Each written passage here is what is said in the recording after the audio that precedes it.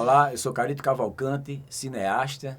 Estamos aqui dando sequência à oficina Experiências Poéticas Cinematográficas, que foi contemplada pelo edital de formação e pesquisa Troca de Saberes à Distância, promovido através da Lei Aldir Blanc, Fundação José Augusto, Governo do Estado do Rio Grande do Norte, Secretaria Especial de Cultura, Ministério do Turismo e Governo Federal.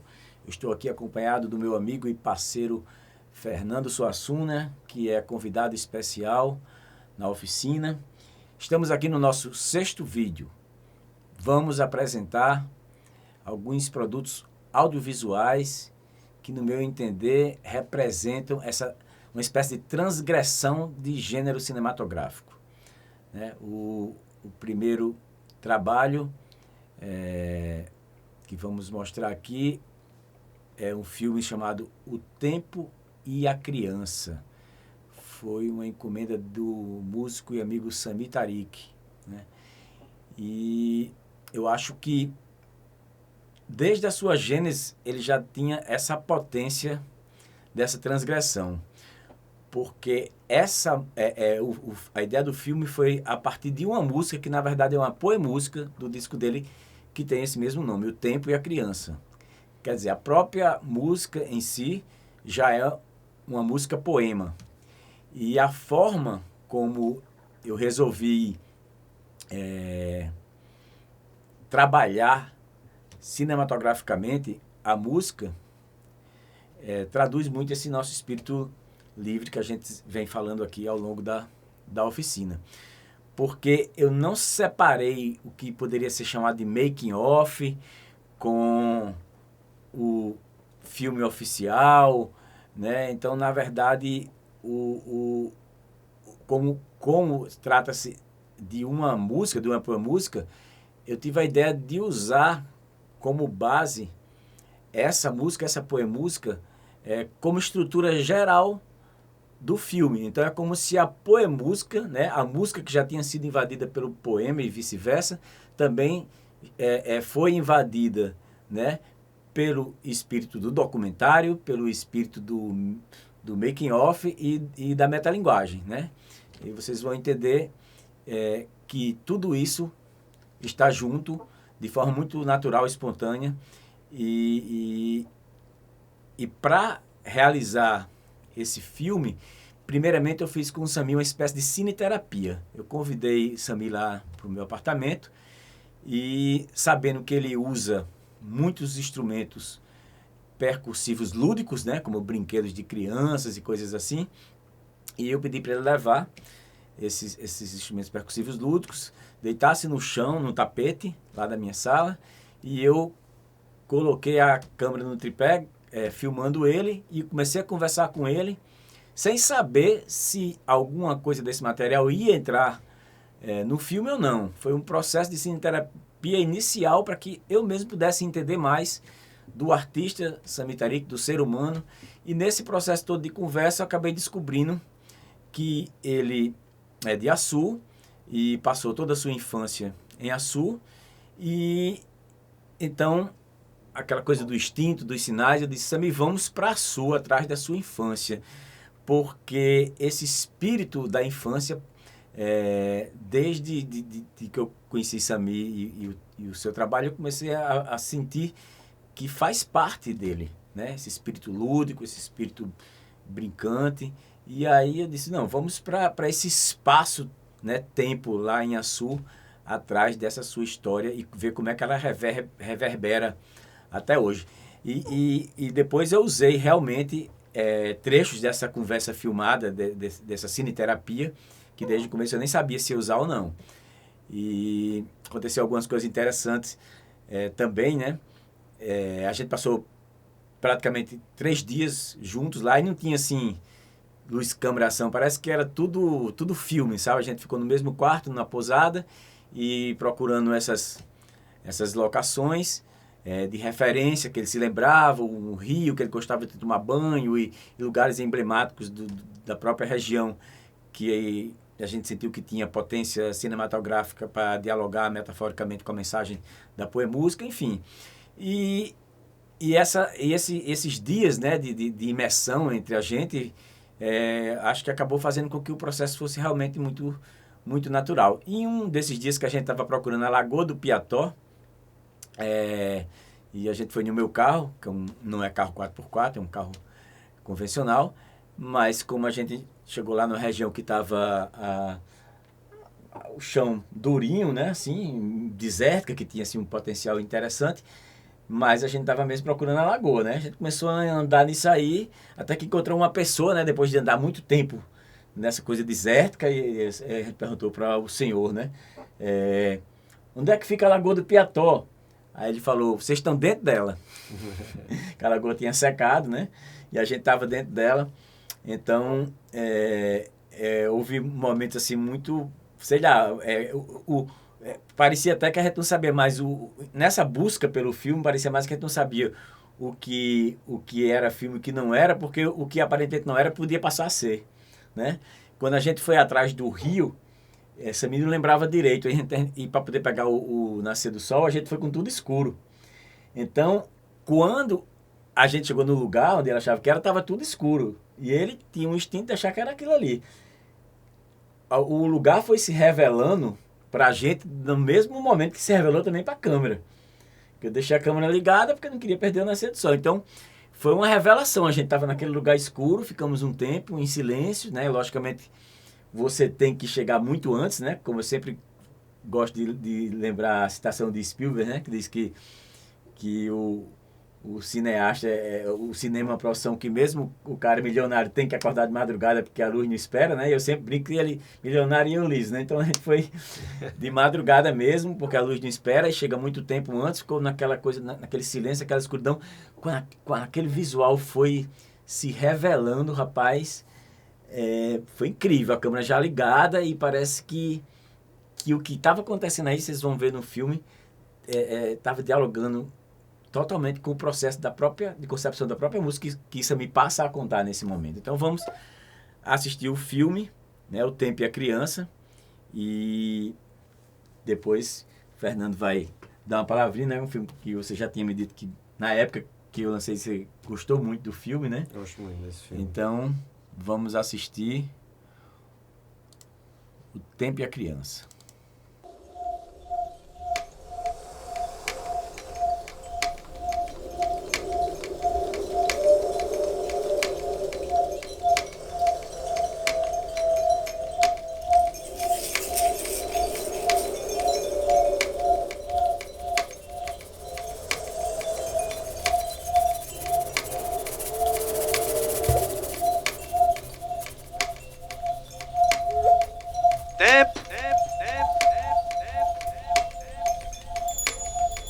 O mais interessante é quando o Carito me pediu para correr, num certo momento as notas que estavam no meu bolso, no bolso da calça, saíram voando, né, no deserto do Alagamar, e eu correndo para tentar pegar essas notas onde o vento não deixava de jeito nenhum.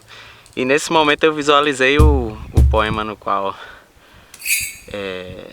a gente vem representando sobre o tempo, onde eu dizia, já que os adultos correm contra ele, né, correm contra o tempo, e um dos maiores motivos eu acho que é essa questão da sobrevivência e da luta pela grana, né. Então nesse momento foi uma experiência, na verdade literal, minha correndo contra o tempo em busca de dinheiro.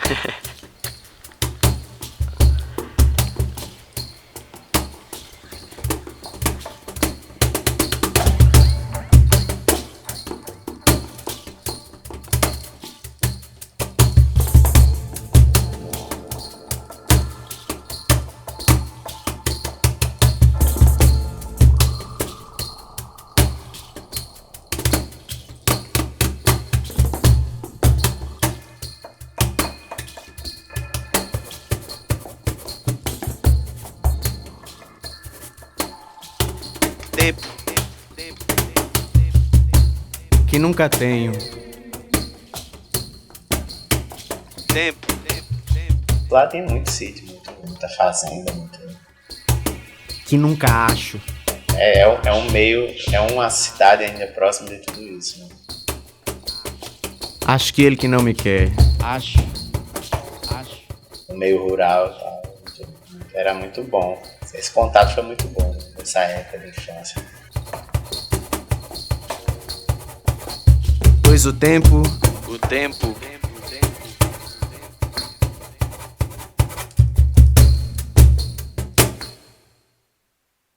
é amigo da criança.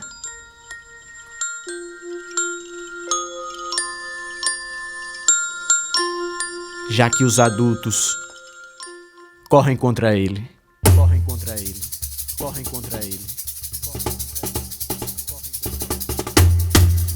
Após terminar a sessão de gravação, Renato Martins, que foi quem participou comigo da sessão de gravação, né, falou: rapaz, isso é um lance muito visual, né?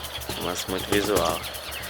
Quer dizer, comentando o fato da experiência de gravar só sons percussivos. Ele não sabia muito bem no que ia dar.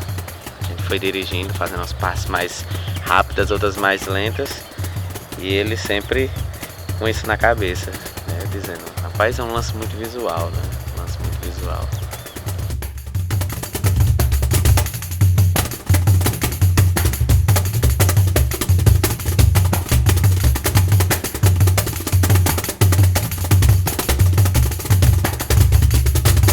Essa coisa, acho que o poeta ele tem isso, né?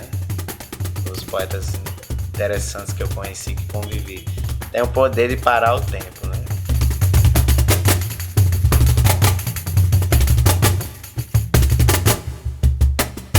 Mas agora o tempo vai ter que me ouvir, pois voltei a ser criança, chamando o tempo pra brincar. E o tempo, muito carente, logo cedeu aos encantos da brincadeira, dizendo: por onde você andou? Brincando de adulto?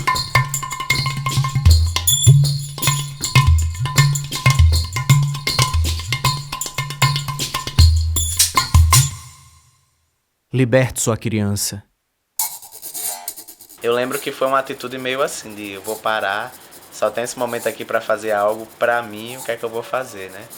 E aí me veio essa ideia de escrever, que só depois isso veio se juntar à música, né? Inclusive de maneira não típica, porque eu chamo O Tempo e a Criança de um poema percussivo.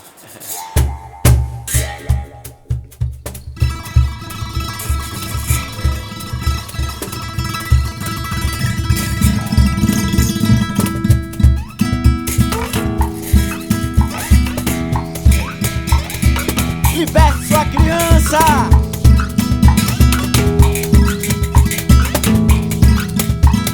Liberte sua criança!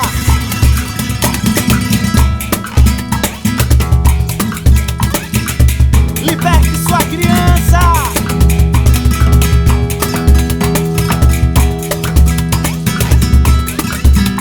Liberte sua criança!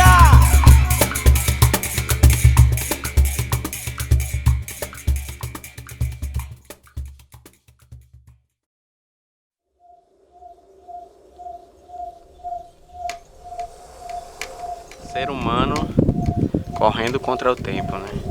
A ideia de que quando você é criança você tem um tempo a seu favor, né? E a partir do momento que de certa forma você é corrompido pela necessidade de ganhar dinheiro, de ganhar vida, você passa a correr contra o tempo. E na verdade essa coisa de correr atrás das notas que estavam ao vento simboliza talvez uma maneira que eu nem imaginava que pudesse me surpreender tanto.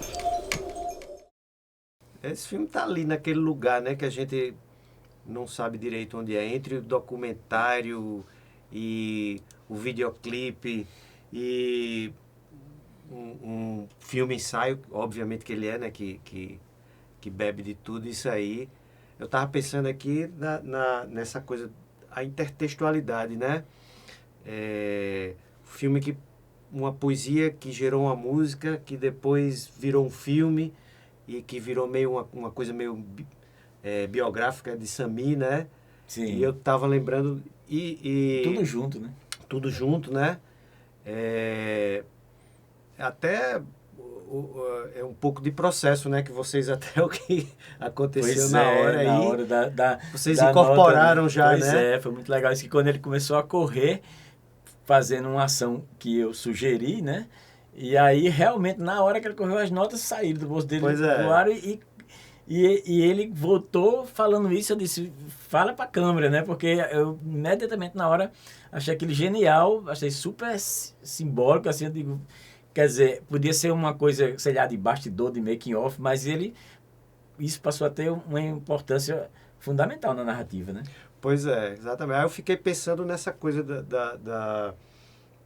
dos construtivistas, né, russos, que um dos principais líderes era Mayakovsky, né? Sim. E o poema dele tinha essa coisa de, às vezes, se fazer uma sintaxe errada, desmembrar uma palavra gerando outros significados e tudo. E você, eu sei que é um cara que gosta muito de Mayakovsky, inclusive Sim. passei quase 20 anos com o livro que você me emprestou.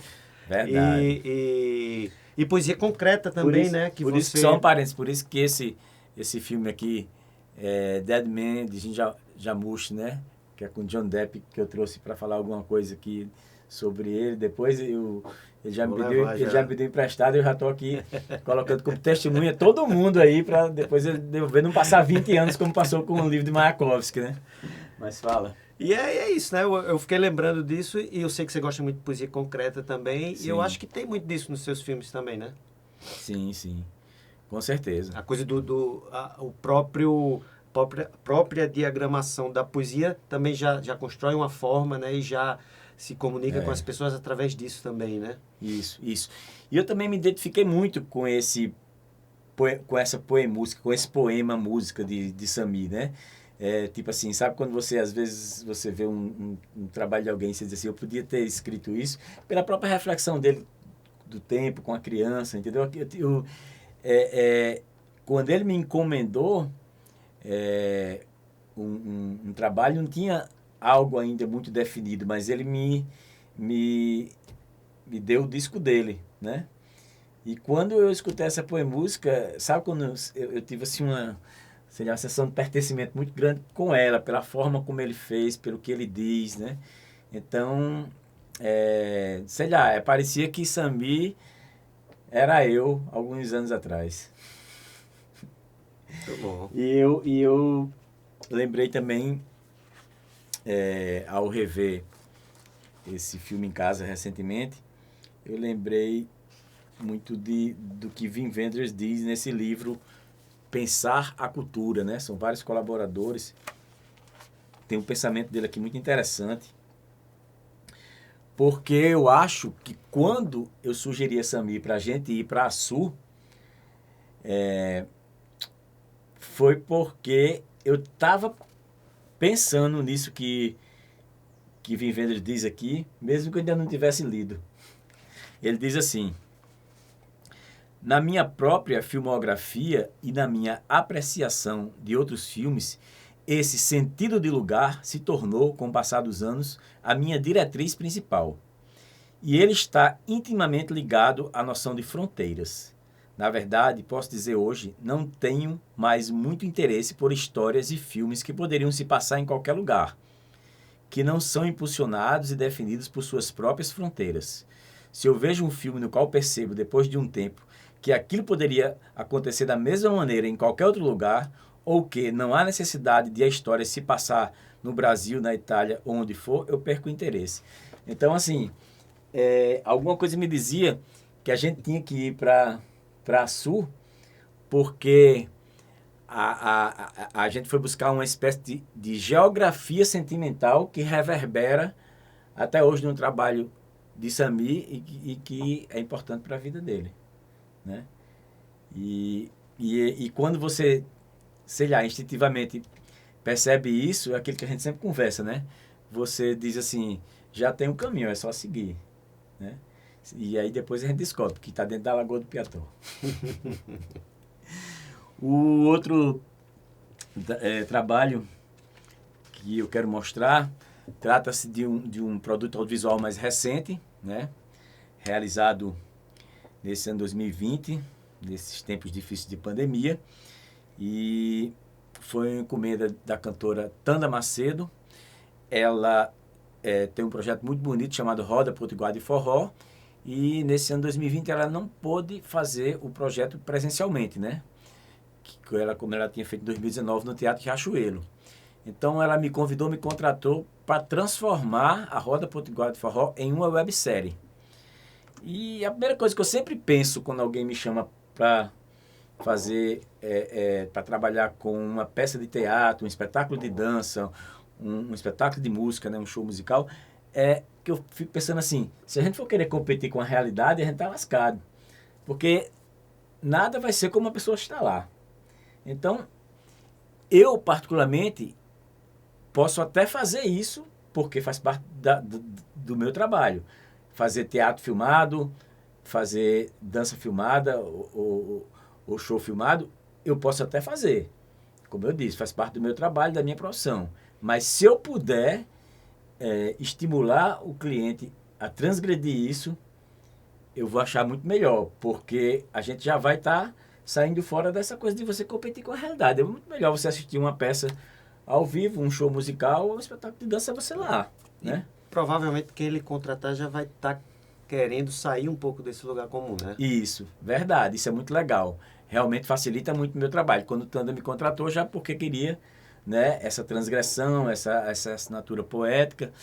E aí eu pensei, né, junto com ela, né, a gente foi conversando muito, né, e chegamos a esse formato dessa roda de conversa, pensamos muito nos temas dos episódios e tal.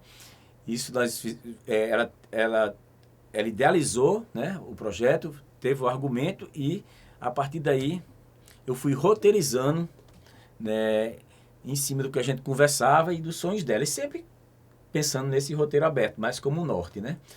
E aí a gente definiu, né, os convidados, etc. Mas uma das coisas que eu pensei, né, que vocês vão ver aqui, é que eu, assim como no filme de Samir, por isso que eu coloquei esses dois produtos juntos nesse vídeo, né, no vídeo 6, porque ambos transgridem, né, fazer essa transgressão de gênero, porque também na websérie Roda Potiguar de Forró, eu também misturei momentos de bastidores, de making off, com a roda de conversa, com o pocket show na Casa da Ribeira, com momentos também de performance poética, que esses momentos foram feitos através de César Ferrário, que também ele foi se introduzindo no projeto no longo do processo e ele foi se empoderando o projeto de uma forma muito natural, assim. Quando eu vi, assim,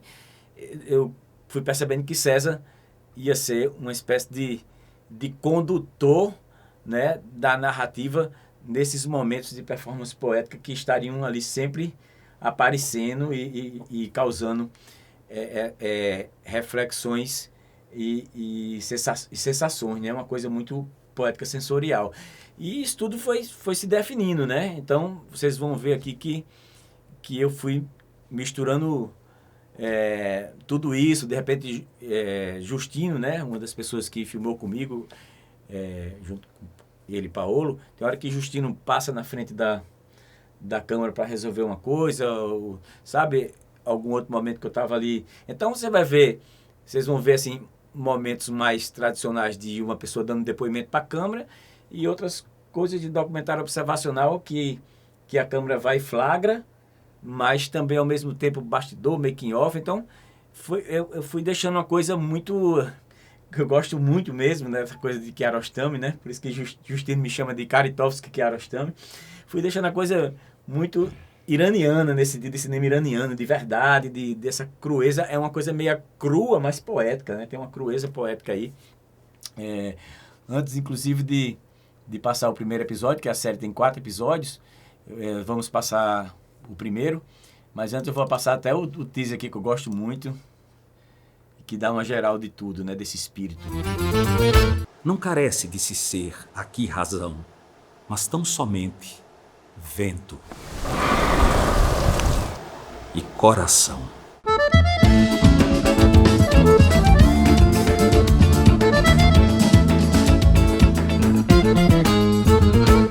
Bora que eu já tô pra brincadeira eu vou dançar a noite inteira e o festejo vai ser bom. Bora, chame Chico, chame Zefa, bote aço na chinela e balance no som.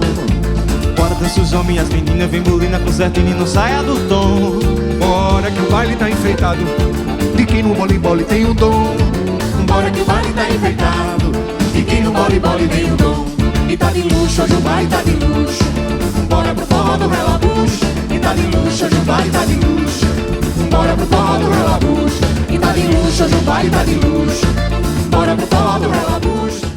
Não tem começo, não tem fim. E agora vamos assistir ao primeiro episódio.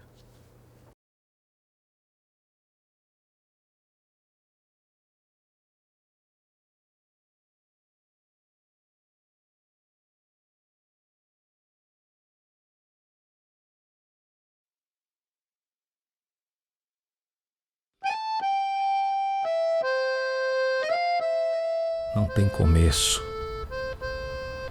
não tem fim.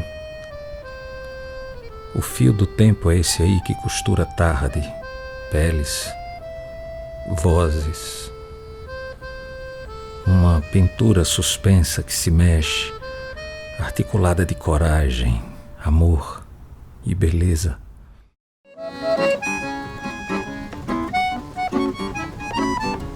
Na verdade é mais rápido.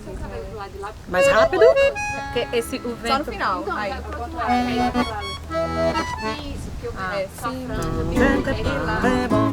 Tá. Muito feliz em estar aqui. Não preciso nem dizer, já estou até com vontade de chorar. Desde a hora que Cristal, Carol e a Alessandra começaram a cantar. Demora não, eu sei você, eu sou um circo sem plateia. Demora não, essa saudade fica só me maltratando. Demora não, se é o jeito eu já vou me desligando. Laia, darundeie, darundeie. Isso, entendeu? Quando inspirar, inspira pela boca. Aí, se o espaço não estiver pronto para a nota, ela vai iniciar com instabilidade até você ouvir, aí afina. Não, já cria esse espaço antes de começar a emissão. A Alessandra começou a fazer aula comigo já há um tempo, mas sempre a gente faz um trabalho mais específico para algum show, né? Porém, recentemente agora, no período da pandemia, a gente intensificou mais as aulas, né? E o foco tem sido principalmente, né, no ajuste de vogais, de colocação da voz, para a gente ganhar um equilíbrio maior. E o trabalho tem, né, fluído muito bem. A Alessandra é uma aluna muito dedicada e a gente está conseguindo muitos avanços e tudo voltado ao repertório dela da roda de forró. Eu vi a lua brilhar debaixo do meu lençol, sentindo o cheiro de mar nos braços da morena.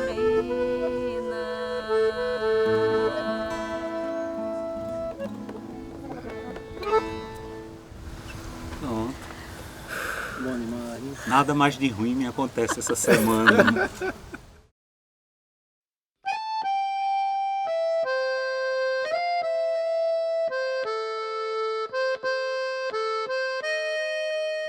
Primeiro episódio, né? A gente vai falar sobre o sentimento forró.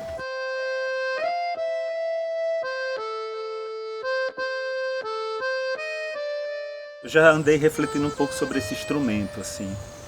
E acho que ele é uma coisa muito esquisita, a sanfona. Ela é quase uma excrescência, uma aberração. Porque ela é desprovida de propósito claro. Ela nunca foi nem aceita pela orquestra, pelos eruditos que pedem que você tenha uma razão objetiva, né? Ela não sabe se abre, se fecha, não sabe para onde vai, é botão em excesso. E isso é muito complicado, eu acho, para a cabeça dos que pensam, ou dos que mandam, ou dos que determinam. Mas ao contrário disso, o povo, né, as classes mais libertárias, ou pelo menos aquelas que têm mais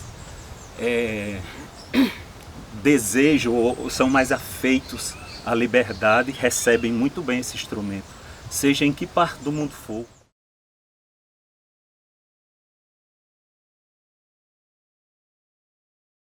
É um som que está no consciente coletivo da maioria dos nordestinos, né? Eu sou filho de sanfoneiro, acho muito inteligente o sanfoneiro, sabe? O sanfoneiro é um sujeito muito inteligente, porque dominar um instrumento desse não corajoso, né?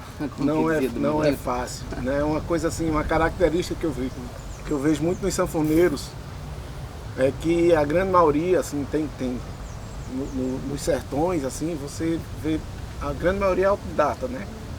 Aprende a tocar ali mesmo, sem nenhuma formação acadêmica, mas Zé Hilton há de concordar comigo. Tem uma facilidade de tocar em qualquer tonalidade.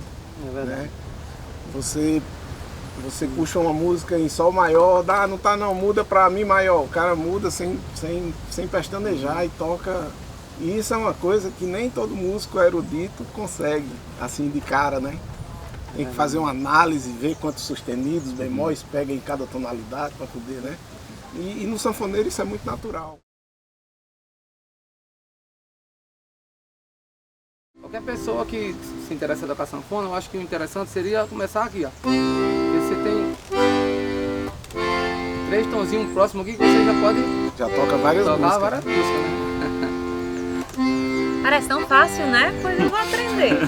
Você só pega essa segunda linha dos baixos, que é a principal, essa que vem descendo, que é assim na diagonal, e outra pro lado assim, uma descendo. Então você vai andar nesse sentido aqui, ou então nesse sentido aqui, subindo e descendo. Pega essa primeira linha, que é o baixo, uma nota só, e vem pro acorde do lado maior, abrir o menor. Então pronto, você aqui dá pra você tocar qualquer música. É só encontrar encruzilhada. Encontrar assim. É aí onde mora o demônio. E esse instrumento aqui também ele é muito interessante, se você não tomar conta dele, ele toma conta de você e não deixa você aprender não. Meu irmão tinha uma sanfona na borracharia dele, eu comecei a pegar no instrumento e comecei a gostar, assim, tocando pelos baixos. E aí comecei a me apaixonar, mas minha paixão mesmo verdadeira veio quando eu vinha de um futebol, tinha de assistir, e fiquei na casa do dono do time ali, e estava passando Faustão e Oswaldinho tocou na TV. Foi onde eu vi o poder que a sanfona tinha. Que eu sempre fui muito apaixonado pela sanfona, a história do forró, desde antes de tocar, eu sempre fui muito fã de estar assistindo as quadrilhas juninas, sempre eu fui muito fã de, tipo assim, as bandeirinhas na rua, a história do balão, tudo essas coisas, eu sempre admirei muito, desde criancinha, não sei se... Eu já trouxe isso no sangue. Acho que o forró, ele, assim, o toque da sanfona, né? Ele traduz muito essa coisa do povo nordestino. Quando eu escuto, assim, Zé Hilton, Carol, né? O toque da sanfona sempre me remete a isso, essa coisa de sentir o cheiro das comidas da gente, da tapioca, do cuscuz. Todo dia a gente come cuscuz aqui em casa. E eu que faço, viu?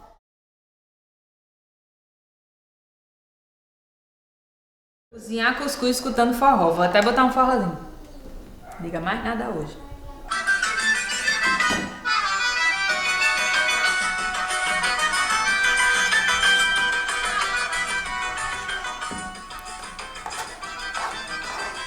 Não estou desmerecendo os outros ritmos, mas eu acho que o forró é um fenômeno que melhor traduz, assim, pra gente o que é ser nordestino, né? Eu acho que retrata muito bem essa coisa do ser potiguar nordestino, de gostar do que a gente gosta, de falar como a gente fala, de comer o que a gente come. Eu, pequenininha, meus pais ouviam muita música nordestina e meu pai cantava Elino pra mim, pequena. Ele cantava o Relabucho e ele cantava de um jeito bem performático. Eu me lembro muito pequena que eu fazia de novo. Eu tenho uma história também engraçada dos baixos, quando eu tocando com o seu Elino Julião, eu toquei muito tempo com ele. E eu tava fazendo solo de Celino, faltando aquele peso, né? E Jubileu era o produtor, eu ia me chamar de pouco tempo pra fazer esse trabalho com ele, aí Jubileu disse, esse baixo aí é pra quê? Eu digo, pra tocar. Ele disse que você não toca.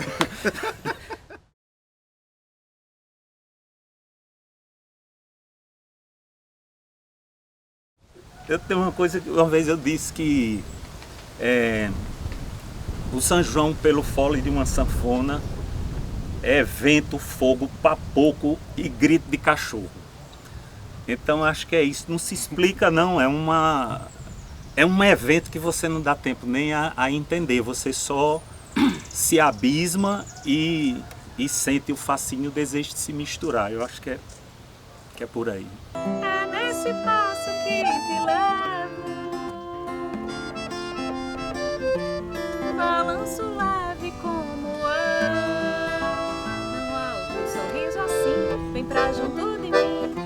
deixo ser meu par. É nesse passo que te levo, balanço leve como o ar.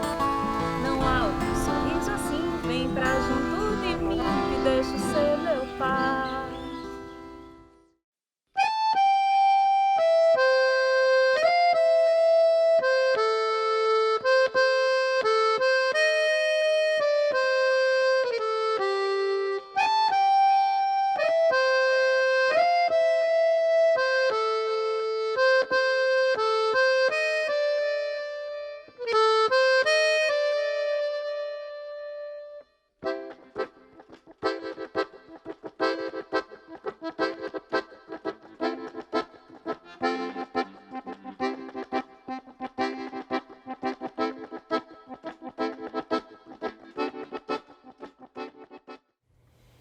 Então é isso. Assim como na websérie, eu vou dizer, continua no próximo vídeo.